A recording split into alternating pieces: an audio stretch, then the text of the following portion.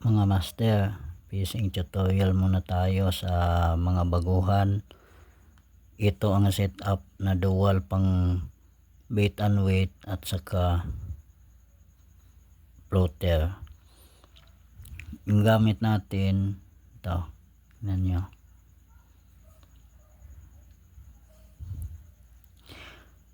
bobber stops, beads, maliit na swivel, tapos beads, bobber stop, tapos yung malaking swivel. Dito nyo lang ikabit yung floater na sit up. Dapat may snap yun para madaling matanggal. Tapos yung bait and weight na sit up, mayroon ding snap yun para madaling matanggal. Tapos itong swivel na maliit, dito nyo ikabit ang floater. Tapos adjust nyo kung gaano kalalim yung gusto nyo.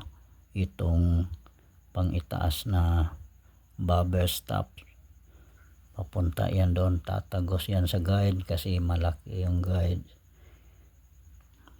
Saka yun lang siguro guys. Salamat sa panonood. Sa susunod ulit na video.